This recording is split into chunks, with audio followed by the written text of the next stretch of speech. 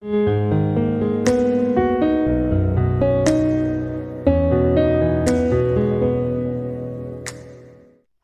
আসসালামু আলাইকুম রহমতুল্লাহ। স্বাগতম জানাচ্ছি আরও একবার মিশন HSC2 এডমিশন চ্যানেলে। আজকে আমি মূলত উদ্ভিদের সারির তথ্য অধ্যায়ের খনিজ লবণ পরিশোষণ পার্ট 2 নিয়ে ভিডিও বানাতে বসেছি এবং এই ভিডিওটা হবে one of the most requested. যখন আমি উদ্ভিদের ওই সারির তথ্য অধ্যায়টা আমার অফলাইন স্টুডেন্টদেরকে পড়াচ্ছিলাম, তাদেরকে মূলত আমি শুধু পড়িয়েছি খনিজ লবণ পরিশোষণ, প্রচ্ছেদন এবং সালোক সংশ্লেষণ। সালোক সংশ্লেষণের এই যে ছোটোবেলায় তোমরা 9-10-এ যে বিক্রিয়াটা পড়তা না, যে কার্বন ডাইঅক্সাইড প্লাস পানি থেকে শর্করা, তারপর অক্সিজেন প্লাস পানি, এই যে তৈরি হওয়ার যে বিক্রিয়াটা তোমরা পড়তা, এই বিক্রিয়াটা শুধুমাত্র এইটা নিয়ে আমরা আলোচনা করেছি। আমি আলোচনা করেছিলাম হচ্ছে প্রায় 20 ঘন্টার উপরে, এবং আমি এত দীর্ঘ আলোচনা আমার মনে হয় না কেউ এর আগে মানে কোথাও করেছে, বা ইউটিউবে কোনো চ্যানেলের এত বড় দীর্ঘ কোনো ভিডিও আমি নিজেও দেখি নাই। আমি পড়ানোর পরে আমার স্টুডেন্টদের মতামত ছিল, আসলে ওরা সবাই যেটা অনুভব করছে সেটা হচ্ছে আলহামদুলিল্লাহ, আল্লাহ তাআলাকে আসলে যে সৃষ্টিকর্তা কীভাবে করে উদ্ভিদকে সৃষ্টি করছেন, ওই জিনিসটা সবাই ফিল করছে আর কি। আমি নিজেও ফিল করছি, খুব বেশি ফিল করছি। মানে আমার যদি সম্ভব হইতো না, আমি পুরা 20 ঘন্টার মানে পড়াটা ইউটিউবে দেওয়ার ইচ্ছে ছিল আর কি, এত ইম্পর্টেন্ট ছিল। তো আমি চিন্তা করলাম সাহিত্যতে কোনো টপিক নিয়ে আমি তাহলে কাজ করি ইউটিউবে। তখন আমি কি করলাম, গ্রুপে জানালাম যে তোমরা কোন টপিকের উপর ভিডিও চাও। তো আমাকে অনেকে রিকোয়েস্ট করলো যে খনিজ লবণ পরিশোষণের উপর মানে একটা ভিডিও দেওয়ার জন্য। তো আমি আজকে এই খনিজ লবণ পরিশোষণ নিয়ে আমরা পুরো ক্লাসে আলোচনা করব। জানি না কতটুকু লেন্দি হয়ে যায় ক্লাসটা, চেষ্টা করব একটু মানে ফিল করানোর জন্য। আমার মূলত টার্গেট থাকবে শারীর তত্ত্ব অধ্যায়টা, যেহেতু বিদঘুটে অনেকের কাছে, তাই আমি মূলত চেষ্টা করব হইতেছে জিনিসগুলোকে ফিল করানোর জন্য। ঠিক আছে, আমি শেখানোর চাইতেও বেশি কাজ করব হচ্ছে ফিল করাতে, যাতে করে তোমাদের জিনিসগুলা শব্দটা দেখে বা কাজটা মানে তুমি জিনিসটা বুঝে বুঝে বলতে পারো, মুখস্থ করার চাইতে। এই যে শারীর তত্ত্বের উপর যে ভীতিটা, আসলে ভীতির ভয় থাকার কথা নেই, অধ্যায়টা এত মজার বলার বাইরে, বুঝতে পারছো? তাহলে তোমরা প্রথমে মাথায় ঢুকা রাখো, একদম মাথায় শুরুতে ঢুকাও যে আজকে আমরা যা পড়বো সব কিছু কি বুঝে বুঝে পড়বো, কোনো কিছুই মুখস্থ করার দরকার নাই, এইটা মাথায় ঢুকাও। ঠিক আছে, ওকে। আজকে তাহলে খনিজ লবণ পরিশোষণ আমরা শুরু করি। উদ্ভিদের আমি তার আগে একটু মানে বেসিকটা বোঝাই, যে কোষঝিল্লি, এই যে মনে করো মূলরুম দিয়ে তো উদ্ভিদ মূলরুম দিয়ে কি করে খনিজ লবণ পরিশোষণ করে, তাই না? মূলরুমে কি থাকে? কোষ থাকে, আর কোষে থাকে কোষঝিল্লি।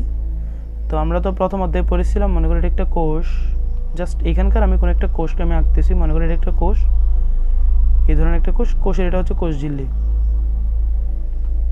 দেখো এটা হইতেছে একটা কোষঝিল্লি। দেখো আমরা জানি না কোষঝিল্লি দ্বিস্তরী, এই যে দুইটা স্তর, এটা একটা স্তর, এটা একটা স্তর। ঠিক আছে, আমি এটাকে একটু জুম করে আঁকি। এখানে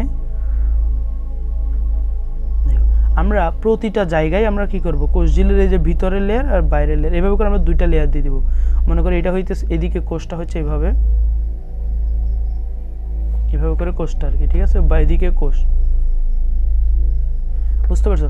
এইটা হচ্ছে তাহলে বাইরের লেয়ার, বাইরের, এটা হচ্ছে কি ভিতরের লেয়ার। এই দুইটা লেয়ারকে আগে বুঝছো তোমরা? জাস্ট আমরা কাজ করব হইতেছে এইখানে, মানে আমরা দেখব হচ্ছে কোন একটা আয়নকে, খনিজ লবণকে আমরা এইখান দিয়ে ঢুকাই, এখানে ভিতরে ঢুকানোটা আমাদের কাজ এইটা। ঠিক আছে, তাহলে আমরা মূলত যতগুলো ফাংশন আমরা বুঝবো সবগুলো হচ্ছে কোষঝিল্লির ভিতরে নাকি কোষের ভিতরে। অ্যাকচুয়ালি আমরা যা পড়বো সব কিছু হচ্ছে কোষঝিল্লির ভিতর, তাই না? আচ্ছা, এইটা যদি বুঝে থাকো তাহলে আমি আশা করতেছি পুরা মানে একদম সব কিছুই বুঝবো আর কি, আর কিছুই জানার দরকার নেই, বেসিক এতটুকু জানলে হইলো। চলো, এখন খনিজ লবণ যে ঢুকবে, খনিজ লবণ ঢুকে হচ্ছে আয়ন আকারে। মনে করো পটাশিয়াম ক্লোরাইড দরকার উদ্ভিদের, সে পটাশিয়াম ক্লোরাইড ঢুকবে হচ্ছে পটাশিয়াম প্লাস Cl- আকারে, বুঝছো? এখন খনিজ লবণ ঢোকার ক্ষেত্রে দুই ধরনের ঢুকতে পারে উদ্ভিদের মূলরুমের ভিতর দিয়ে, হয় সক্রিয় পরিশোষণ একটা নাম, আর একটা নাম হইতেছে নিষ্ক্রিয়। প্রথম আমরা আজকে আলোচনা করব হইতেছে সক্রিয়টা নিয়ে, কারণ প্রশ্নে যদি কখনো আসেও মানে অ্যাকচুয়ালি যেটা বুঝার সেটা হচ্ছে সক্রিয়, নিষ্ক্রিয়গুলো সবগুলো সহজ। তোমরা নিষ্ক্রিয়গুলা মানে রিডিংটা পড়লেই বুঝতে পারবা, সহজ কথাবার্তা। মানে জিনিসটা হইতেছে, মনে করো খুব বেশি উদ্ভিদে পানি ঢুকতেছে মূল রুম দিয়ে, তখন পানির সাথে সাথে বলতেছি কি কিছু কিছু আয়নও ঢুকে যায়। পানি ঢুকতেছে, এই যে বলি না আমরা গড্ডালিকা প্রভাব, সবাই যে মুই যাই মুই এমুই যাই, এরকম বলেন একটা, মানে সবাই যেদিকে যাচ্ছে আমি সেদিকে যাই। এটাও ঠিক তেমনই, সব পানি যাচ্ছে মূলের ভিতর ঢুকে যাইতেছে, ঠিক কিছু আয়নও মূলের ভিতর ঢুকে যায়। এটাকে বলা হয় ব্যাপক প্রবাহ। এখানে কোনো ফোর্স টোর্সের দরকার হয় না, জাস্ট নর্মালি ঢুকে যায়। তারপর মনে করো মাটির, ধরো এটা মূল, আমি এই যাবারও দেখাই মূল, চারপাশের এগুলো মাটি না, মাটিতে মনে করো পটাশিয়াম আয়নের ঘনত্ব বেশি আর এখানে ক্যাটায়নের ঘনত্ব কম, তখন কি হবে আমরা জানি ব্যাপনের মতো। এই যে স্যান্ট আছে না, স্যান্টের বোতলের, মনে করো স্যান্টের বোতল, তার কাছে গন্ধ বেশি আর বাইরে ছড়া যায় না। তুমি চিন্তা করে দেখো, স্যান্টের খুশবু সারা ঘরে ছড়া যায় না, ব্যাপন, এটাকে বলে ব্যাপন। ঠিক তেমনি বাইরে মাটিতে যখন পটাশিয়াম বেশি হয়ে যায় তখন মাটি থেকে কিছু মূলরুমের ভিতরে ঢুকে যায়, এটাকে বলা হয় ব্যাপন। এগুলো হয় নর্মালি, ইউজুয়ালি এগুলো হয়। এখানে কোনো এটা এই ধরনেরগুলো হচ্ছে তোমার নিষ্ক্রিয়। এরপর আর কতগুলো আছে সক্রিয়। সক্রিয় মানে হচ্ছে দেখো, এটা হচ্ছে মূলরুম বা মূলের ভিতর হইতেছে মনে করো পটাশিয়াম আয়নের ঘনত্ব বেশি, ঠিক আছে, অনেকগুলো পটাশিয়াম আয়ন আছে, তারপর ক্লোরাইড আয়ন আছে অনেক, বুঝছো, কিন্তু পরিবেশ বাইরে ওই পরিমাণে নাই। তুমি আজকে মূলত তোমরা আমাকে যে কোনো ধরনের প্রশ্ন করতে পারবা, এখনই করতে পারবা। তোমরা যে প্রশ্নটা করবে সেটা মনে মনে ভাবো, আমি শুনে যাব, বুঝছো। তোমাদের প্রশ্নগুলো শুধু মনে মনে ভাববা আর আমি দেখবো অটোমেটিক্যালি বলে দিচ্ছি তোমাদের প্রশ্ন কি, এটা মাথায় রাখিও, ঠিক আছে। ওকে, দেখো এখানে বাইরে মাটিতে অনেক পানি থাকে না, মাটিতে পানি বেশি থাকে না উদ্ভিদের মূলে পানি বেশি থাকে, দেখি বলো তো। অবশ্যই মাটিতে যখন পানি যখন বেশি থাকে, মনে করো এইখানে পটাশিয়াম অণু আছে হচ্ছে বা আয়ন আছে হচ্ছে 10টা, কথার কথা ধরে নাও 10টা, আর এইখানে আছে হচ্ছে 7টা। বলো তো কোথায় বেশি আছে? মাটিতে বেশি আছে, কিন্তু ঘনত্ব কোথায় বেশি? অবশ্যই মূলে। কেন জানো? কারণ এখানে তো পানি কম, আয়ন তুলনামূলক তাহলে বেশি না। যদি এখানে পানি কম, পানির জন্য তোমার দ্রব্য বেশি, চিনি বেশি হয়ে যাচ্ছে না তুলনা, ওই জন্যে মাটিতে হইতেছে কি ঘনত্ব কম কিন্তু মূলে ঘনত্ব বেশি। তাহলে ঘনত্ব আমরা জানি কি বেশি ঘনত্ব থেকে কম ঘনত্বের দিকে যাওয়ার, সেটা হচ্ছে রেগুলার প্রসেস, কিন্তু এখানে হয় উল্টা প্রসেস, কম ঘনত্ব থাকে মাটিতে, তারপরেও মাটি থেকে কোথায় যায়? মূলের ভিতর ঢুকে। এই ঢোকাটা হইতেছে তোমার রেগুলার নিয়মের মানে ভিন্ন, মানে অর্থাৎ রেগুলার নিয়মের ব্যতিক্রম ঘটায় এটাতে। ওই জন্যে এইটা প্রসেসটা ঘটানোর জন্য শক্তি দরকার, মানে এটিপি। আমরা তো জানি শক্তি মানে হইতেছে এটিপি খরচ হয়, আবার এটিপি খরচ করলে তো এটিপি তৈরি করতে হবে। তাহলে এটিপি তৈরি হয় একটা বিপাকের মাধ্যমে, মানে শ্বসনের প্রক্রিয়ার ওইখানে, তারপর সালোক সংশ্লেষণের মাধ্যমে। এই যে এটিপি তৈরি করতে তাহলে বিপাক হতে হবে, এবং হচ্ছে এটিপি খরচ করতে হবে কোথায়? এই সক্রিয় পরিশোষণে। তাহলে বলো তো, একটা প্রশ্নের উত্তর দাও, সেটা হইতেছে সক্রিয় পরিশোষণ মানে প্রশ্নটা হইতেছে কখন বিপাকের শক্তি স্বাভাবিক থাকে, সক্রিয়তে নাকি নিষ্ক্রিয় পরিশোষণে? অবশ্যই নিষ্ক্রিয় পরিশোষণ। আর বিপাকের শক্তি বাড়ে কখন? সক্রিয় পরিশোষণে। চলো, সক্রিয় পরিশোষণ আছে আবার 3 ধরনের, 3টা প্রকার। আমরা বলবো এভাবে লুকোলে এভাবে মাথায় রাখতে পারো। লু দিয়ে হচ্ছে লুন্ডেগার্ড মতবাদ।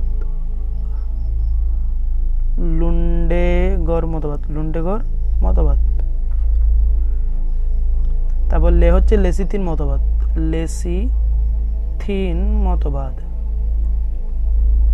তারপর হইতেছে কো ট্রান্সপোর্ট মতবাদ।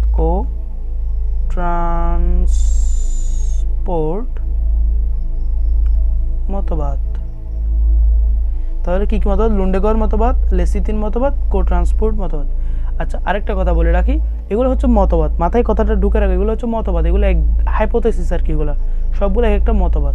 এমন না যে এগুলাই তোমার পিওর, কারণ এক একটা তোমার এক একজন এক একটাকে দায়ী করছে আর কি। সুতরাং এগুলো অ্যাকচুয়াল কোনোটাই যে একদম পিওরলি তুমি সব কিছু উত্তর এখান থেকে পাবা না, আমি তোমাকে দেখাবো, দেখালে বুঝতে পারবো। আগে এদেরকে বুঝছো? এই পেজটা আমি তাহলে উল্টে দিচ্ছি এবার, আসো।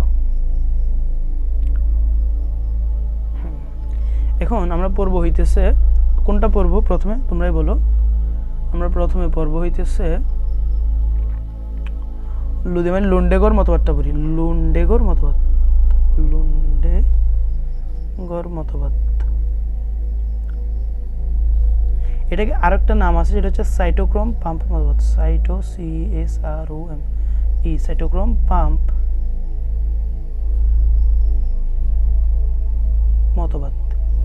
চল আগে প্রথমে আমি একটা শব্দ, সেটা হচ্ছে সাইটোক্রোম। তোমাদের এখন প্রশ্ন হচ্ছে, ভাই সাইটোক্রোম কি?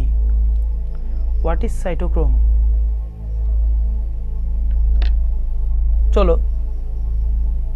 চলো তোমাদের এখন প্রশ্ন হইতেছে সাইটোক্রোম পাম্প মতবাদ কেন বলা হয়। তার আগে প্রথম প্রশ্ন হচ্ছে সাইটোক্রোম কি? খায় নাকি মাথায় দেয়? এটাই প্রথম প্রশ্ন। আমি তাহলে লিখি, তোমাদের প্রশ্নগুলো লিখি। সাইটোক্রোম সাইটোক্রোম কি? এটাই তো প্রশ্ন তোমাদের, তাই না? এই প্রশ্নটার উত্তর আগে দিয়ে যাই। সাইটো মানে হচ্ছে কোষ, ক্রোম মানে হচ্ছে বর্ণ বা রং বা পিগমেন্ট। যে কেমিক্যাল কম্পাউন্ডটা কোষের ভিতর বর্ণ সৃষ্টি করে বা বর্ণযুক্ত কেমিক্যাল কম্পাউন্ডটা থাকে কোষের ভিতর, সেটা হইতেছে কি? সাইটোক্রোম। তাহলে আমি আরেকবার বলি, সাইটোক্রোম হচ্ছে কোষের ভিতর কালারফুল পিগমেন্ট। ঠিক আছে, সাইটোক্রোম কি? তাহলে সাইটোক্রোম হইতেছে কোষের ভিতর বা সেলের ভিতর কালারফুল পিগমেন্ট। ওকে, আচ্ছা, তোমরা কি জানো সাইটোক্রোমটা হচ্ছে আবার একটা এনজাইম? সাইটোক্রোম একটা এনজাইম। আর আমরা তো জানি এনজাইম মানে হইতেছে প্রোটিন। সাইটোক্রোম হচ্ছে প্রোটিন। আচ্ছা, তোমরা একটু প্রশ্নের উত্তর দাও তো, দেখি কেমন তোমরা পড়ছো। সেটা হইতেছে, রক্তের বর্ণ লাল হয় কেন মানুষের রক্ত? তোমরা যা উত্তর দিবে তা আমি এখানে লিখতেছি, তোমাদের মনের কথা খবর তো আমি জানি, তাই না? এটা বলতেছ না তোমরা, হিমোগ্লোবিন। দেখো, হিমোগ্লোবিন হচ্ছে হিম প্লাস গ্লোবিন। গ্লোবিন হইতেছে প্রোটিন, বুঝছো? আর হইতেছে এই যে হিম না, তাহলে কি ধরনের প্রোটিন? হিমযুক্ত প্রোটিন। হিমোগ্লোবিন কি ধরনের প্রোটিন? হিমযুক্ত প্রোটিন। এই যে সাইটোক্রোম না, সাইটোক্রোমটাও হিমযুক্ত প্রোটিন। সাইটোক্রোমটাও হিমযুক্ত প্রোটিন। আচ্ছা বলো তো, হিমোগ্লোবিন, এই যে হিমোগ্লোবিনের হিম আছে না, হিমে হইতেছে 33.3% থাকে হচ্ছে আয়রন। বুঝছো? এটা হচ্ছে আমরা রক্ত অধ্যায়, তোমরা যদি পড়ে থাকো তাহলে তো পেয়ে যাওয়ার কথা। হিমোগ্লোবিনে হিমের 33.3% হচ্ছে আয়রন। ঠিক তেমনি এই যে এখানে আছে না সাইটোক্রোমে যে হিমযুক্ত প্রোটিন আছে না, এখানেও হিমের মধ্যে কি থাকে? প্রোটিন থাকে। বুঝছো? হিমের মধ্যে এখানে প্রোটিন থাকে। এতটুকু বুঝছো? এখন দ্বিতীয় প্রশ্ন হচ্ছে, সাইটোক্রোম কত প্রকার? সাইটোক্রোম কত প্রকার? সাইটোক্রোম হচ্ছে 4 প্রকার। শোনো, সাইটোক্রোম হচ্ছে 4 প্রকার। এগুলোর নাম কি? নাম একটু কঠিন, তোমরা শিখতে পারবা কিনা আমি জানি না, আমি কিন্তু পারি। সাইটোক্রোম 4 প্রকার, সবগুলোর নাম দেখো একটু পারো কিনা। Cytochrome A, cytochrome B, cytochrome C, cytochrome D. কঠিন না এগুলো? কঠিন। এই 4 প্রকারের হচ্ছে সাইটোক্রোম। আচ্ছা, তোমরা এখন যেটি প্রশ্নটা আমাকে মনে মনে ভাবতে পারো বা কেউ করতেছো, আমি জানি, আমি শুনতেছি যে ভাই সাইটোক্রোম এফ একটা আছে না? তোমরা যারা এখনো জানো না, বা তোমরা যখন শারীরতত্ত্বর সালোক সংশ্লেষণ পার্টটা পড়বো, এখানে দেখবে একটা পাবা সাইটোক্রোম এফ। আর হাসান স্যারের বই এ পাবা আরেকটা সাইটোক্রোম B6। দেখবা অনেক বইয়ে সাইটোক্রোম এফ এর কথা আছে, সাইটোক্রোম B6 এর কথা নাই। তোমরা কি জানো কাহিনী কি এখানে? কেন একটাতে সাইটোক্রোম এফ এর কথা বলছে, কেন একটাতে সাইটোক্রোম B6 এর কথা বলছে, কেন একটাতে B6 এর কথাই বলে নাই টোটাল? কারণ হচ্ছে সাইটোক্রোম এফ কোনো প্রকারভেদ না। প্রকারভেদ হইতেছে জাস্ট 2 প্রকার, 3 প্রকার, এই 4 প্রকার। এই 4 প্রকার হইতেছে কি সাইটোক্রোমের প্রকারভেদ। এখানে সাইটোক্রোম এফ কোনো প্রকারভেদ না, এটা হচ্ছে একটা মানে বি এর একটা উপপ্রকারভেদ, সেটার নাম হচ্ছে সাইটোক্রোম। আমি লিখে দেই, সাইটোক্রোম B6F কমপ্লেক্স, এটার নাম PLEX তাহলে এটা কি সাইটোক্রোম বি, এক ধরনের সাইটোক্রোম বি, বুঝা গেছে? তাহলে সাইটোক্রোম কয় ধরনের? সাইটোক্রোম 4 ধরনের, cytochrome A B C D, এতটুকু বুঝছো? ওকে, এবার আমি আরেকটু দেখাই তোমাদেরকে, মনে পড়ে কিনা এই চিত্রটা। জাস্ট আমরা যে জুম করে এই জিনিসটাকে দেখাইলাম না কোষঝিল্লির, যে বড় করে এখানে, এটা আমি আবার, তাহলে এই লেয়ার আর এই লেয়ার, আমি 2টা লেয়ার দিব কোষঝিল্লির, দিচ্ছি, ঠিক আছে? আমি দেই, তাহলে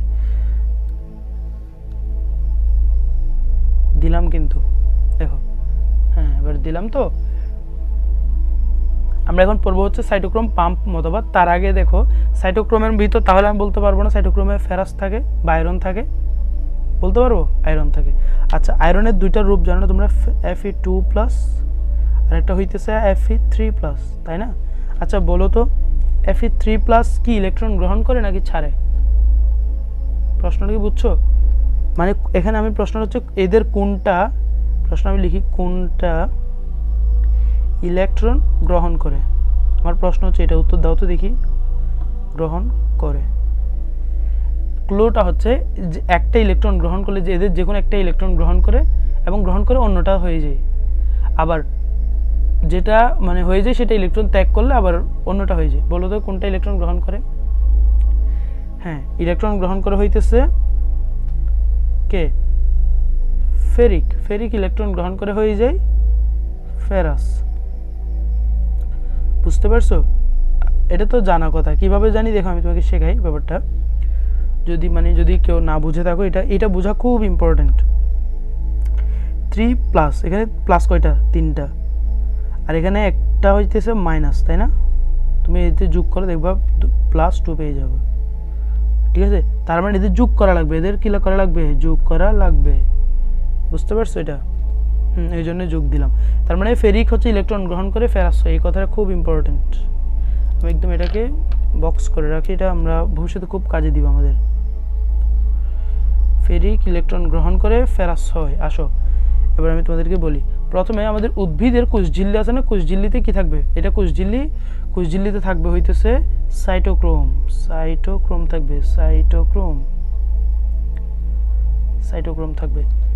প্রথমে থাকবে সাইটোক্রোম এ, মানে এটা হচ্ছে বাইরের দিক থেকে যখন আমরা ভিতরে চিন্তা করব তখন দেখব বাইরে থাকে cytochrome A, cytochrome B, cytochrome C. এই যে সাইটোক্রোম, 3টা সাইটোক্রোম আমি লিখে রাখলাম, cytochrome A, cytochrome B, cytochrome C, ঠিক আছে? 3টাই লিখে রাখলাম। এখন তোমাদের প্রশ্ন হচ্ছে মানে কি, সাইটোক্রোম প্রথমে থাকে বাইরে থেকে যখন ভিতরে ঢুকবা উদ্ভিদের কোষের ঝিল্লির ভিতর, শুরুতে থাকবে সাইটোক্রোম এ, তারপর থাকে সিরিয়ালি সাইটোক্রোম, আমি তো ভুল লিখছি, সাইটোক্রোম সি, তারপর থাকে সাইটোক্রোম বি। দেখো আমি তোমাকে এটা জিনিসটা বোঝা, আমি লেখার টাইমে এরকম লিখলাম কেন? আচ্ছা আমি আবার নতুন একটা পেজে লিখি, এখানে কাটাকাটি বেশি হয়ে গেছে, বুঝবা না তোমরা। এটাতে আসো, এই যে বড় করে আঁকতেছি আমি যাতে তোমরা বুঝতে পারো। এটা হচ্ছে বাইরে আর এটা হইতেছে ভিতরে, তার মানে কোষটা হচ্ছে এখানে, তাই না? এটা হচ্ছে কোষ। দেখো প্রথমে থাকে সাইটোক্রোম, মানে বাইরে থেকে ভিতরের দিকে যাওয়ার জন্য এ, তারপর থাকে হইতেছে সাইটোক্রোম সি, তারপরে থাকে সাইটোক্রোম এই যে অ্যাডাল্ট সেল। হ্যাঁ দেখো এটা যদি ভুলে যাও তোমরা, আমি এখানে CYT এটা বুঝে নিও ভাই। আশা করি দেখা যাচ্ছে। এটা হচ্ছে সাইটোক্রোম বি, আশা করি বোঝা যাচ্ছে, তাই না? দেখো ভিতরে বেবি থেকে একটু বড় হয়ে গেলে চাইল্ড হয়ে যায় না, ওই জন্য সি, এরপর একটু বড় হয়ে গেলে অ্যাডাল্ট। তুমি দেখো যে ভিতরের দিকে হচ্ছে ভিতরে বেবি, এটা মাথায় রাখো। অথবা আমরা তো জানি বেবিদেরকে ঘরের ভিতরে রাখতে হয়, ওই জন্য ভিতরের দিকে থাকে বি। এখন এগুলো হচ্ছে 3 ধরনের সাইটোক্রোম, 4 প্রকারের, 3 প্রকারই এখানে থাকতেছে। এই 3 ধরনের প্রত্যেকটা সাইটোক্রোম কি, প্রশ্ন যদি করি সাইটোক্রোম কি, উত্তর কি? হিমযুক্ত প্রোটিন, হিমযুক্ত এক ধরনের প্রোটিন। আর হিমে থাকে কি? হিমে থাকে হইতেছে আয়রন। তার মানে এই সাইটোক্রোমেও আয়রন থাকে, এই সাইটোক্রোমেও আয়রন থাকে, আর এই সাইটোক্রোমেও আয়রন থাকে। দেখো কোষের ঠিক এই মানে কোষঝিল্লির ভিতরের দিকে হয় তোমার ডিহাইড্রোজিনাস বিক্রিয়া হয়,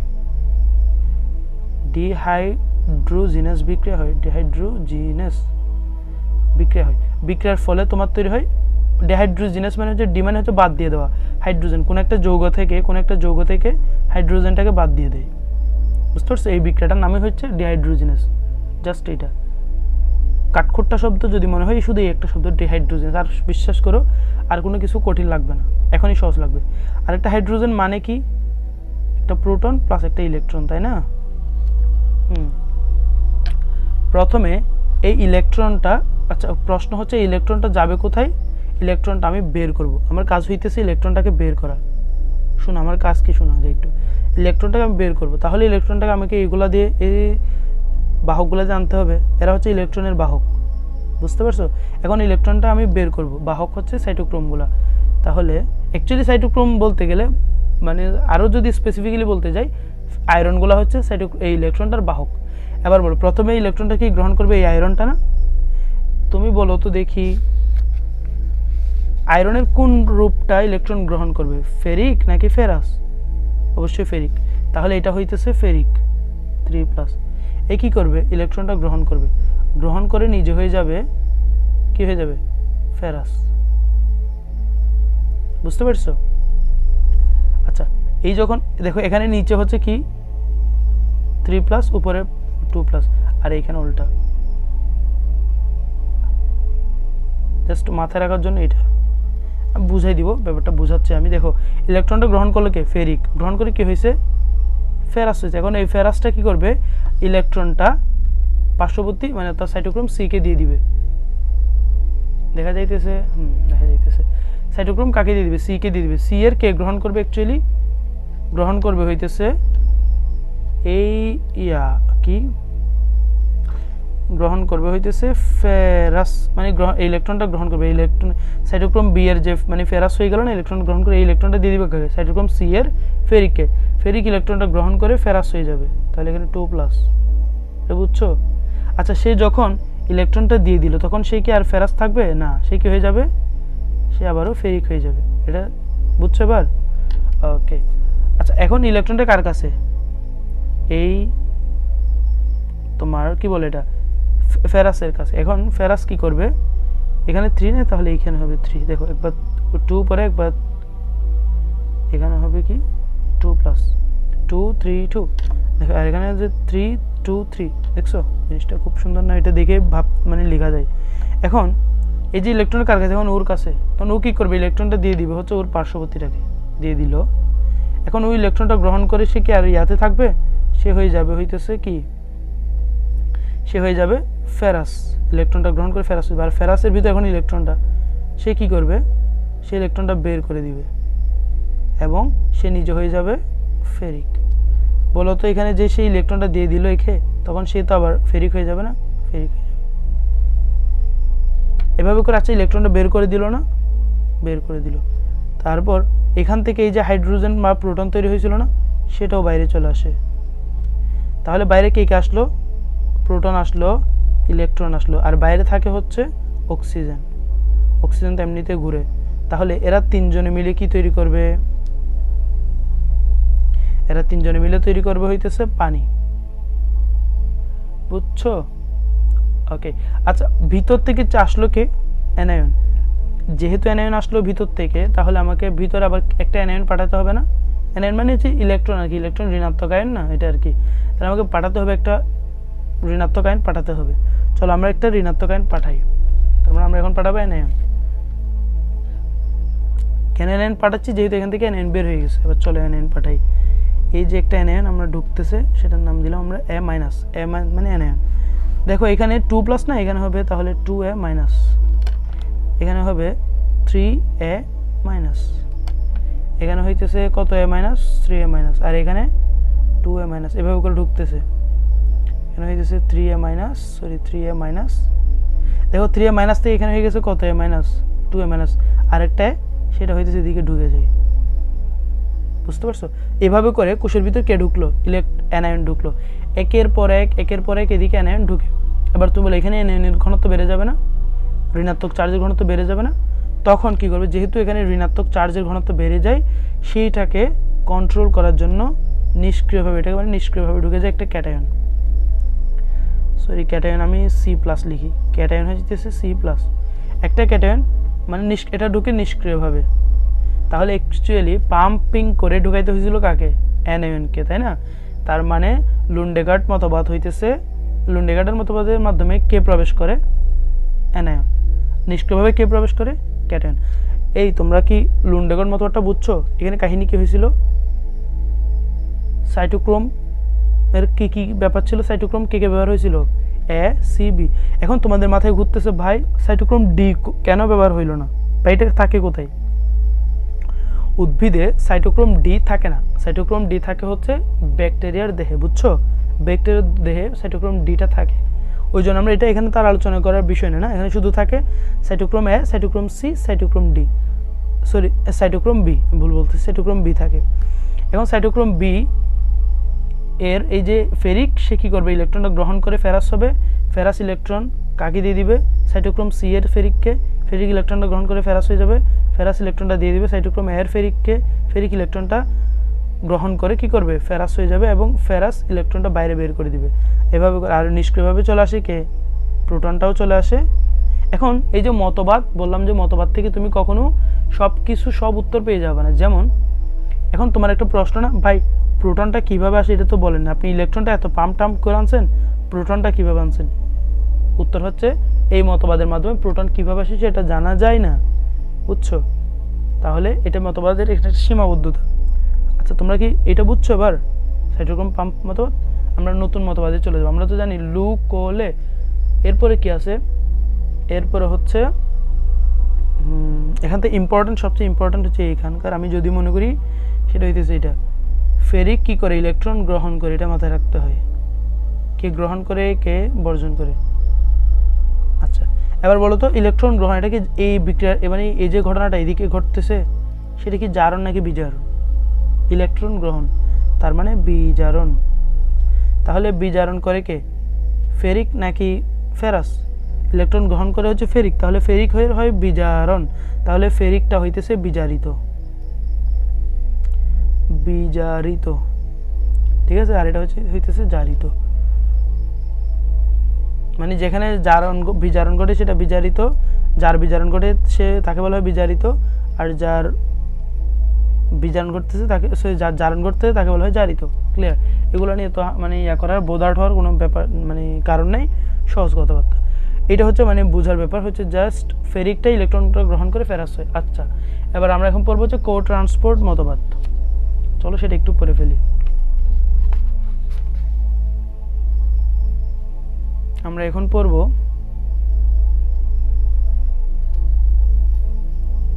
আচ্ছা তোমরা কি লুন্ডেগার্ড মতবাদ বুঝছো? লুন্ডেগার্ড মতবাদ যদি বুঝে থাকো, এর চাইতে কঠিন আর কোনো মতবাদ ছিল না। তাহলে এই যে কো ট্রান্সপোর্ট মতবাদটা একদম সহজ, তোমরা জাস্ট বুঝলে মানে 30 সেকেন্ডের ভিতরেই তোমার মাথায় সব কিছু চলে আসবে যদি একবার বুঝতে পারো। ওই জন্য হইতেছে কি, তোমরা একটু মনোযোগ দিয়ে দেখো, একদম সহজ। কো ট্রান্সপোর্ট মতবাদের এখানে নাম আরও আছে, আসলে লিখি নেই আর কি। প্রোটন অ্যানায়ন কো ট্রান্সপোর্ট মতবাদ, PROTON, প্রোটন অ্যানায়ন কো ট্রান্সপোর্ট মতবাদ, ঠিক আছে? এই শব্দটা এখানে ছিল, আমরা সেটা বাদ দেই শুধু ছন্দটা মেলানোর জন্য, যে লুকলের এই যে কোটা মেলানোর জন্য, ঠিক আছে? যে একটু কো ট্রান্সপোর্ট মতবাদ। আসো কো ট্রান্সপোর্ট মতবাদে বলতেছে পুরো নামটা কি? প্রোটন অ্যানায়ন কো ট্রান্সপোর্ট মতবাদ। তার মানে এখানে হচ্ছে অ্যাকচুয়ালি আমি প্রোটনটাকে বের করব, প্রোটনটা বের করে কি করব? একটা দেখো আমি এই যে মনে করি এটা কোষ ঝিল্লি, খেয়াল করো এটা কোষ ঝিল্লি, আমি কোষ ঝিল্লি থেকে মানে কোষ ঝিল্লির মাধ্যমে একটা প্রোটন বের করে দিব। বের করে দেওয়ার পর আমাকে এখানে মানে ধনাত্মক আয়ন কমে গেছে না? মানে একদম সিম্পলি ব্যাপারটা বোঝার চেষ্টা করো, মানে এখানে ধনাত্মক আয়ন কমে যাচ্ছে, তখন কি হবে? আমি একটা ধনাত্মক আয়ন হইতেছে প্রবেশ করাবো, ঠিক আছে? একটা ধনাত্মক আয়ন আমি প্রবেশ করালাম, এখানে K+, মনে করো পটাশিয়াম প্রবেশ করালাম। এবার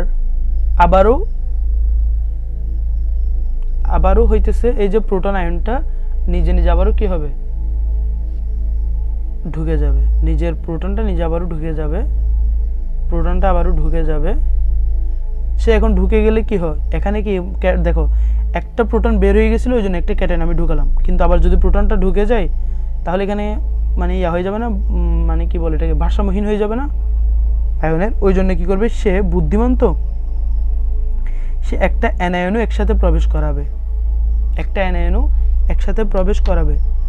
এই যে একটা প্রোটন তার সাথে এই একটা অ্যানায়ন প্রবেশ করালো, এই ঘটনাটা দেখেই সেটার নাম দেওয়া হয়েছিল প্রোটন অ্যানায়ন কো ট্রান্সপোর্ট, একসাথে ট্রান্সপোর্ট হইতেছে, কো ট্রান্সপোর্ট মতবাদ। তার মানে এই প্রোটনটার ফ্যাক্ট না। এটা কি বুঝছো মানে কি কাহিনী কি হয়? তারপর আমি তোমাদেরকে বুঝাবো। এই যে মনে করো কোষঝিল্লি, আমি আবার একটা কোষ আঁকি, এটা হচ্ছে একটা কোষ। এই যে কোষঝিল্লি, বাইরে দুইটা,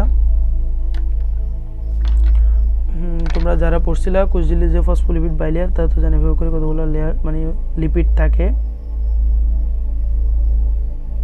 আর এখানে কতগুলো প্রোটিন থাকে। এদের কাজই হইতেছে বাইর করা, ভিতরে ঢুকানো, বাইর করা, এগুলাই। বুঝতে পারছো? ওদের কাজ হচ্ছে এগুলা, জাস্ট ভিতরে ঢুকে বাইর করে, মানে বিভিন্ন উপাদান। এখানে প্রোটিন, এখানে এরকম 3টা প্রোটিন থাকে, এই যে একটা, এই যে একটা, এই 3টা প্রোটিন আমরা আঁকলাম। মানে এইগুলো মনে করবে একটা হচ্ছে পাথ, মানে যেগুলো দিয়ে প্রবেশ করবে অ্যাকচুয়ালি। বুঝতে পারছো? এগুলো হচ্ছে একটা মানে প্রবেশ পথ বা বের হওয়ার পথ, ডোর আর কি। চলো প্রথমে একটা কোষ থেকে আমাদের একটা কাছুই থেকে একটা প্রোটন আমরা বের করব, এটা একটা মতবাদ। এখন একটা প্রোটন যে বের করব, আমাদের তো কি লাগবে? শক্তি দিতে হবে। মানে তুমি টেনে হেঁচড়ে ধরে একটা প্রোটনকে বের করে দিবা, ওই জন্য আমরা একটা এটিপি খরচ করে এডিপি হয়ে যায়, একটা এটিপি আমরা খরচ করে ফেলি। এখন একটা প্রোটনকে আমরা এখানে বের করে দিলাম। বের করে দেওয়ার পর এখন যেহেতু এখানে কি হয়ে গেছে তোমার মাটির মধ্যে, দেখো এটা মাটি না, মাটির মধ্যে হইতেছে কি প্রোটন আয়ন বেড়ে যাচ্ছে। আচ্ছা বলো তো, প্রোটন বেড়ে যাওয়া মানে কি অ্যাসিড বেড়ে যাওয়া না? অ্যাসিড বেড়ে যাওয়া, অ্যাসিড মানে অর্থাৎ এখানে হয়ে যাচ্ছে অ্যাসিডিক, আর এখানে হইতেছে বেসিক কোষঝিল্লির ভিতর। কতগুলো লজিক আছে কিনা দেখিও, কারণ তুমি নয়তো এগুলো প্রশ্নের মানে তোমরা ভিডিওটার পর তোমরা আবারও সব কিছু গুলে ফেলবে, ওই জন্য একটু লজিকটা ধরতে পারো কিনা দেখো।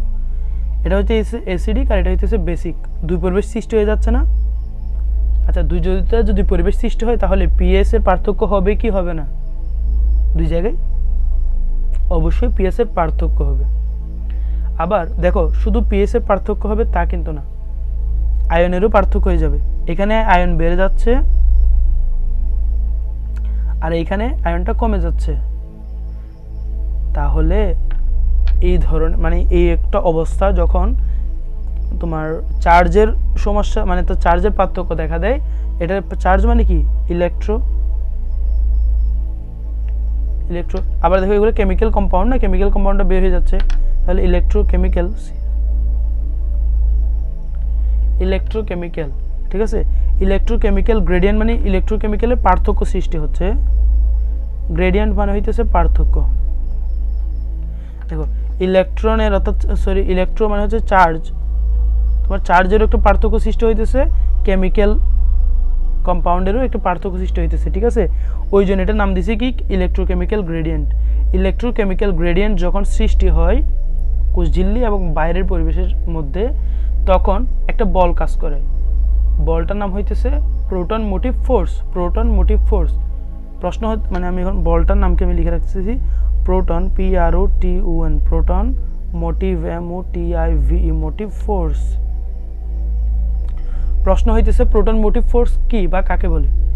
যে বল প্রোটনকে চলাচলে সহায়তা করে, যে বলটা প্রোটন মানে প্রোটনকে চলাচলে সহায়তা করে। দেখো তুমি চাইলে নামটা থেকে মানে সংজ্ঞাটা দিতে পারো, চলাচলে সহায়তা করে যেই বলটা, সেটাকে বলা হয় proton motive force. Proton motive force সৃষ্টি হয় কখন? যখন ইলেকট্রোকেমিক্যাল গ্রেডিয়েন্ট সৃষ্টি হয়। মানে হচ্ছে কি এখানে চার্জের এবং ইলেকট্রনের পার্থক্য হয়। সাথে সাথে তুমি দেখো ইলেকট্রোকেমিক্যাল গ্রেডিয়েন্ট যখন সৃষ্টি হয়, বা বলা যায় প্রোটন মোটিভ ফোর্স যখন সৃষ্টি হয়, তখন মূলত পিএস এর একটা পার্থক্য দেখা দেয় এবং তোমার পটেনশিয়াল মানে এখানে কিন্তু একটা বিভবের সৃষ্টি হয়। এত জটিল কথায় না যাই, আমরা আরেকটু সহজ থাকি, এগুলো সহজভাবে জিনিসগুলো বোঝানো যায়। তোমরা আরেকটু আমি তোমাকে দেখাই। এই যে যখন এই ধরনের একটা ঘটনা মানে এখন তোমার প্রশ্ন হচ্ছে কখন প্রোটন মোটিভ ফোর্স সৃষ্টি হয়? যখন ইলেকট্রোকেমিক্যাল গ্রেডিয়েন্ট দেখা দেয়, ঠিক আছে। প্রোটন মোটিভ ফোর্সের ফলে প্রোটনটা চলাচল করতে পারে এবং যে এইটাকে বলা হয় কেমিওসমোসিস।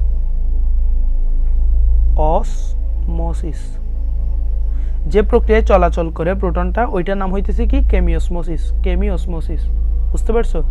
যে প্রক্রিয়ায় প্রোটনটা চলাচল করবে তার নাম কি কেমিওসমোসিস। এবার বলো তো আমাকে ব্যাপার, মানে আমি কয়েকটা প্রশ্ন করে দেখি উত্তর দাও। প্রথম প্রশ্ন, কেমিওসমোসিস প্রসেস কখন চলে? অপশন হচ্ছে প্রোটন মোটিভ ফোর্স, না সরি, উত্তর হইতেছে কি প্রোটন মোটিভ ফোর্স সৃষ্টি হলে। 2 নম্বর প্রশ্ন হইতেছে প্রোটন মোটিভ ফোর্স কখন সৃষ্টি হয়? উত্তর হইতেছে ইলেকট্রোকেমিক্যাল গ্রেডিয়েন্ট দেখা দিলে। এই দুটো প্রশ্ন কি বুঝছো? একদম সোজা। আচ্ছা, এত কাটকুট্টা শব্দ বাদ, আবারও আমরা মূল কনটেক্সটে থাকি। প্রোটনটা আমি বের করে দিলাম, এখন যেখানে ভারসাম্য সৃষ্টি করার জন্য একটা ক্যাটায়ন ঢুকাই দিলাম। তুমি সি লেখাটা সবচেয়ে মানে বেটার হইতো আর কি, বেস্ট হইতো। এবার একটা প্রোটনটা আবার ঢুকে গেল, প্রোটনটা যেহেতু ঢুকতেছে ওই জন্য ভারসাম্যহীন হয়ে যাবে, ওই জন্য একসাথে কি করলো একটা মানে প্রোটন অ্যানায়ন কো ট্রান্সফার। এখানে বলে নাই প্রোটন ক্যাটায়ন বা বলে নাই ক্যাটায়ন অ্যানায়ন, বলছে কি প্রোটন অ্যানায়ন, কারণ ঢুকতেছে একটা প্রোটন এবং একটা অ্যানায়ন একসাথে। যদি বা ক্যাটায়ন ঢুকে কিন্তু অ্যানায়নের সাথে ঢুকে না, ওই জন্যে নামের ক্ষেত্রে দেখছো নামটা কত বড় ফ্যাক্ট, মানে নাম দেখে জাস্ট বুঝতে পারবা কাহিনী কি হয়। আসো ব্যাপারটা আমি বুঝাই। প্রোটন অ্যানায়ন কো ট্রান্সপোর্ট মতবাদে এটা কি মিলে মানে সত্যি কিনা দেখো তো তুমি। প্রোটন অ্যানায়ন কো ট্রান্সপোর্ট মতবাদে ক্ষেত্রে কেমিওসমোসিস প্রসেসটা ঘটে। প্রোটন অ্যানায়ন কো ট্রান্সপোর্ট মতবাদের ক্ষেত্রে কেমিওসমোসিস প্রসেস ঘটে, সত্য কি মিথ্যা? প্রশ্ন হইতেছে 3 নম্বর, তোমরা একটু জানাও তো। হ্যাঁ সত্য। ওকে, তাহলে বইটা খুলে দেখবা, লেখা আছে প্রোটন অ্যানায়ন কো ট্রান্সপোর্ট মতবাদটা সৃষ্টি করা হয়েছে বা মতবাদটা দেওয়া হয়েছে এই যে মানে পিটার মিশেল উনি ব্যক্তি কেমিওসমোটিক মডেলের উপর ভিত্তি করে। কেমিওসমোটিক মডেল মানে ব্যাপারটা হচ্ছে এটা, বুঝতে পারছো জিনিসটা আমরা কি বুঝাইছি? কেমিওসমোসিস মানে কি কেমিক্যাল, অসমোসিস মানে হচ্ছে অভিস্রবণ। অ্যাকচুয়ালি এখানে ঘটনা ঘটে কি, এই যে প্রোটন মোটিভ ফোর্সের ফলে কেমিওসমোসিস প্রসেসটা চলে। প্রোটন মোটিভ ফোর্সের ফলে কেমিওসমোটিক প্রসেসটা চলে। তাহলে এবার আমি একদম প্রোটন অ্যানায়ন কো ট্রান্সপোর্ট মতবাদ মানে কিভাবে কি বলবো আমি সেটা একটু বলি।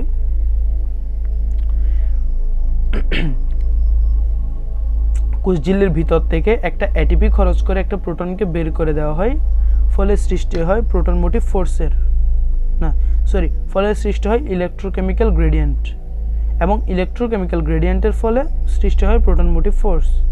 আর প্রোটন মোটিভ ফোর্সের কারণে কোন প্রক্রিয়া চলে? কেমিওসমোসিস প্রসেস চলে। আর কেমিওসমোসিস প্রসেসে একটা ক্যাটায়ন কি করে কোষের ভিতর প্রবেশ করে। কেন প্রবেশ করে? ভারসাম্য রক্ষার জন্য। পরক্ষণে বা পরবর্তীতে প্রোটনটি যে বের হয়ে গেছে যে প্রোটনটি একটা অ্যানায়নকে সঙ্গে নিয়ে কোষঝিল্লির ভিতর প্রবেশ করে। এই যে একসাথে ঢুকে যায়, ওই জন্য প্রসেসটার নাম দিয়েছে বা মতবাদটার নাম কি প্রোটন অ্যানায়ন কো ট্রান্সপোর্ট মতবাদ। আশা করি মতবাদটাও ক্লিয়ার করা গেছে।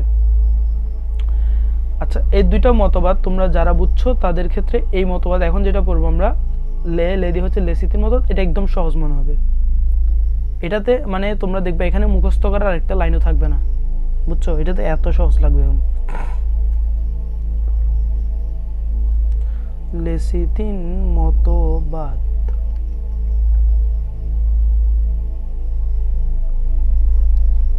প্রথম প্রশ্ন হইতেছে আমার, লেসিথিন কি? তোমাদের পক্ষ থেকে আমি নিজেকে একটা প্রশ্ন করি, লেসিথিন কি? ঠিক আছে, এটা হচ্ছে ফার্স্ট কোয়েশ্চেন। লেসিথিন কি? লেসিথিন কি আমি একদম মানে বেসিক যদি বলি, একটা লিপিড। লেসিথিন কি? লেসিথিন হচ্ছে একটা লিপিড। এখন প্রশ্ন, ভাই লিপিড কি? লিপিড হইতেছে অ্যালকোহল। তোমরা যারা কোষ রসায়ন পড়ছো তারা এটা জানো, অ্যালকোহল ও। আর যারা এখনো পড়ো নাই তারা হইতেছে যে মানে অধ্যায়টা পড়লে জানতে পারবে আর কি, অবশ্য পড়ে আসার কথা যেহেতু এটা অনেক আগের অধ্যায়। অ্যালকোহল ও ফ্যাটি অ্যাসিডের স্টার। বলো তো লিপিড কি? অ্যালকোহল ও ফ্যাটি অ্যাসিডের স্টার। মাথায় রাখো দুইটা শব্দ, শব্দগুলো আমি পরে নিয়ে এগুলো নিয়ে খুব অ্যানালাইসিস করবো আজকে, অ্যালকোহল এবং ফ্যাটি অ্যাসিড। ঠিক আছে, এদের স্টার হচ্ছে কি লিপিড। এখন লিপিড কত প্রকার একটু বলি। লিপিড হইতেছে 3 প্রকার, সরল লিপিড, তারপর কি যৌগিক লিপিড, আরেকটা কি জটিল লিপিড না উদ্ভূত লিপিড। উদ্ভূত লিপিড, এই যে সরল লিপিড কোনগুলা, তেল চর্বি মোম, এরা হচ্ছে সরল লিপিড। তেল চর্বি মোম, তোমরা যারা মানে ইয়া পড়বা কি যে লিপিডের বৈশিষ্ট্য পড়বা, তখন তোমরা মনে মনে তেল আর চর্বির কথা ভাববা, আর বইয়ের রিডিংটা পড়বা, মানে প্রত্যেকটা বৈশিষ্ট্য মিলে মিলে পড়বা, দেখবা প্রত্যেকটা বৈশিষ্ট্য মিলে যায়, একদম প্রত্যেকটা বৈশিষ্ট্য। বুঝতে পারছো? তেল চর্বি মোম হইতেছে সরল লিপিডের উদাহরণ। এবার আসি উদ্ভূত লিপিড হইতেছে কোনগুলো, স্টেরয়েড জাতীয়, ওগুলো স্টেরয়েড, টারপিনস, এগুলা steroid, terpenes, rubber,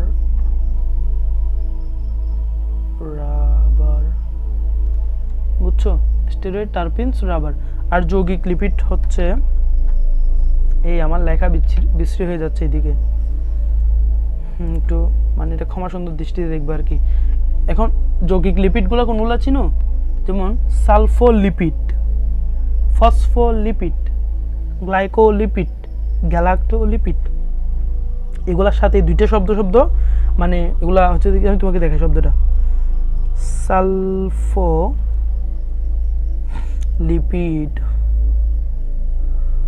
phospholipid, glycolipid দ্বারাও আমার এই শব্দগুলা হইতেছে, কি বলতো, এই শব্দগুলো হইতেছে তোমার যৌগিক লিপিড। বুঝছো? এখন আমরা যে লেসিথিন পড়ি না, লেসিথিনটা হচ্ছে একটা ফসফোলিপিড, এবং শুধু ফসফোলিপিড না, এটা হচ্ছে প্রথম শনাক্তকৃত ফসফোলিপিড। তাহলে এই কথাটা একটু মানে মুখস্থ করো যে প্রথম শনাক্তকৃত ফসফোলিপিডের নাম কি? ফসফোলিপিড কোনটা? সেটা হচ্ছে লেসিথিন, LECITSINE, লেসিথিন। ঠিক আছে, এটা হচ্ছে প্রথম শনাক্তকৃত ফসফোলিপিড। আচ্ছা, লেসিথিন কোথায় পাওয়া যায় জানো কি তোমরা? লেসিথিন হচ্ছে উদ্ভিদে পাওয়া যায়। উদ্ভিদে পাওয়া না গেলে আমরা আজকে পড়বো কিভাবে?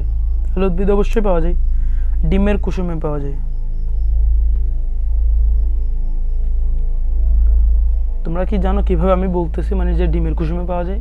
আমি কিভাবে জিনিসটা মুখস্থ রাখি জানো? মানে আমি কিভাবে মুখস্থ রাখছি?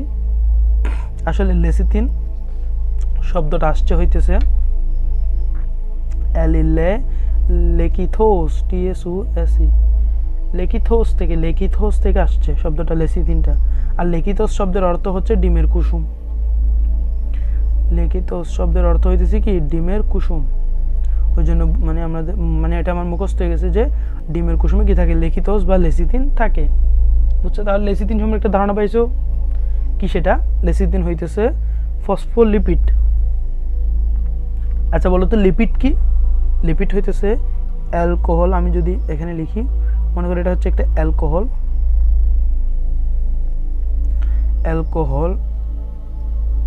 আর এটার সাথে যুক্ত আছে হইতেছে কে? এই যে ফ্যাটি অ্যাসিড। অ্যালকোহলের সাথে যুক্ত আছে ফ্যাটি অ্যাসিড, এই যৌগটার নাম কি? লিপিড।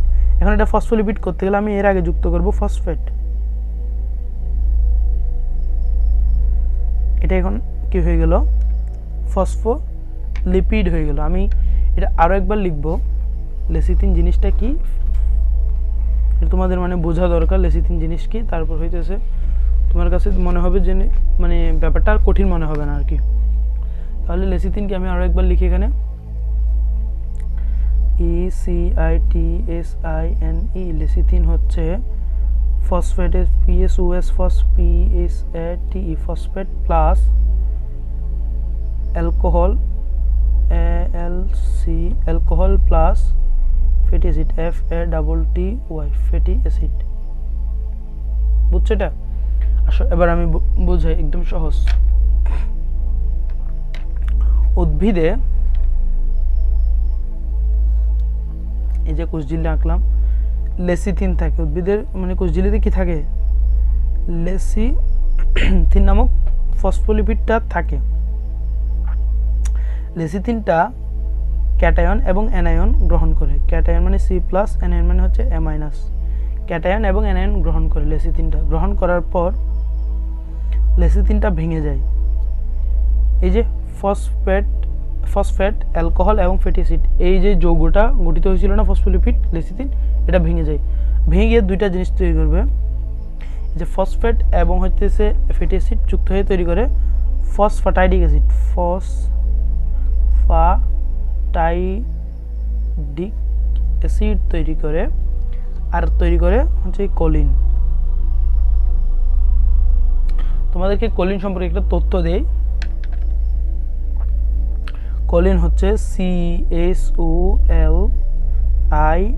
কোলিন। কোলিন শব্দটা আসছে মূলত খোল থেকে, KSOLE, খোল। খোল মানে হইতেছে বাইল, তার মানে পিত্ত। এই যে পিত্তরস তৈরি করে কে, যকৃত। আর যকৃততে মানে মানবদেহে যকৃততে কি তৈরি হয়, কোল তৈরি হয়, মানে কোলিন তৈরি হয়। মানে হইতেছে এই কোলিন যৌগটা তৈরি হয় কোথায়, মানবদেহে যকৃততে কোলিন তৈরি হয়, বুঝছো। আর কোলিনটা কি করে, পরবর্তীতে আবার কি তৈরি করে, এই কোলিনটাই পরবর্তীতে লেসিথিন তৈরি করে। উদ্ভিদের ক্ষেত্রে কোলিনটাই পরবর্তীতে লেসিথিন তৈরি করে। কিভাবে তৈরি করে, একটা এটিপি খরচ করে। দেখছো, একটা এটিপি খরচ করে না, ওই জন্যেই এই প্রসেসটা, মানে লেসিথিন মতবাদটাকে বলা হয়েছিল, মানে সক্রিয় পরিশোষণে ফেলা হয়েছিল একটা কারণে। এছাড়া মানে এতে যে তুমি আর কোথাও তো এটিপির খরচের কোনো হিসাব পাইনি, শুধুমাত্র কোলিন থেকে যে আবার লেসিথিন তৈরি করতে হয় না, ওই জায়গায় কি করতে হয়, একটা এটিপিটা খরচ হয়। ওই জন্য এটা প্রসেসটার নাম হচ্ছে কি, এটা কিসের আন্ডারে, সক্রিয় পরিশোষণের আন্ডারে, বুঝছো। এখন এই ফসফাটাইডিক অ্যাসিড এবং কোলিন, ফসফাটাইডিক অ্যাসিডটা ক্যাটায়নটা পরিবহন করে, আর কোলিন কি পরিবহন করবে, অ্যানায়ন। সেই অ্যানায়নটাকে কোষঝিল্লির ভিতরে ঢুকাই দেয়, আর ফসফাটাইডিক অ্যাসিড ক্যাটায়নটাকে কোষঝিল্লির ভিতরে ঢুকাই দেয়। সহজ না? জাস্ট কিভাবে ভাঙছি, কি হয়েছিল, লেসিথিনের কাহিনী বুঝতে পারছো? তাহলে আমি কয়েকটা প্রশ্ন করি, দেখি উত্তর দাও। প্রথম প্রশ্ন, লেসিথিন কি, লিপিড নাকি ফসফোলিপিড, কোনটা বলবো তোমরা? ফসফোলিপিডই বলবো। ফসফোলিপিড মানে কি, ফসফেট, অ্যালকোহল এবং হইতেছে, আমি আরেকবার দেখে গেলে, ফসফেট, অ্যালকোহল এবং হচ্ছে কি ফ্যাটি অ্যাসিড। এই যে ফসফেট, ফ্যাটি অ্যাসিড এরা মিলে ফসফাটাইডিক অ্যাসিড তৈরি করে, আর এই যে অ্যালকোহল এটা কি তৈরি করে, আরও কিছু যৌগ মিলাই টিলাই তৈরি করা হইতেছে কোলিন। এই কোলিনটা আবার এটিপি খরচ করে কি হয়ে যায়, লেসিথিন হয়ে যায়। বুঝতে পারছো? কোলিন পরিবহন করা হইতেছে অ্যানায়ন, ফসফাটাইডিক অ্যাসিড পরিবহন করে ক্যাটায়ন। ক্যাটায়নটাকে সে কোষঝিল্লির ভিতর দিয়ে দেয়, এবং কোলিন অ্যানায়নটাকে কোষঝিল্লির ভিতর দিয়ে দেয়। এটা হচ্ছে লেসিথিন মতবাদ। এটা বুঝছো? এর আগে পড়াইছিলাম প্রোটন অ্যানায়ন কোট্রান্সপোর্ট মতবাদ, এবং এর আগে আমরা লুন্ডেগার্ড মতবাদ বা সাইটোক্রোম পাম্প মতবাদ পড়িয়েছি। অ্যাকচুয়ালি জানতে হয় সাইটোক্রোম জিনিসটা কি, এটা যদি এখানে বুঝতে পারো তাহলে আমরা ফটো সিস্টেম যখন পড়বো বা ফটোফসফোরাইলেশন যখন পড়বো, চক্রীয় ফসফোরাইলেশন এবং অচক্রীয়, তখন দেখবা এই যে মানে সাইটোক্রোমের ব্যাপারটা আরও একবার আসবে, এবং এখানে ডিটেইলে জিনিসটা আর বলা হবে না। ওই জন্য এখানে বুঝে নেওয়াটা খুব বেশি আবশ্যক আর কি। ওটা যদি বুঝতে পারো তাহলে তোমার ফটো সিস্টেম বা ফটোফসফোরাইলেশন ব্যাপারটা সহজ হয়ে যাবে। এবং এটা তো পরীক্ষা খুব আসে, মানে খনিজ লবণ পরিশোষণের মধ্যে প্রোটন অ্যানায়ন কোট্রান্সপোর্ট মতবাদ এবং হচ্ছে সাইটোক্রোম পাম্প মতবাদ, এই দুইটা মতবাদ প্রায় সময় দেখা যায় হামেশাই এইগুলো আসে। বুঝতে পারছো? লেসিথিনটা কম আসে, কিন্তু লেসিথিনটাও বোঝার মতো ছিল, কারণ এখানে দুইটা নাম নতুন নতুন শুনবা, একটা হচ্ছে কোলিন, একটা হইতেছে ফসফাটাইডিক অ্যাসিড। কোলিন মানে কি, কোলিন মানে হচ্ছে কোল বা বাইল বা পিত্ত। এটা তৈরি হয় কোথায়, লিভারে, মানব দেহে আর কি। আর উদ্ভিদে তো লেসিথিন ভেঙে তৈরি হয়।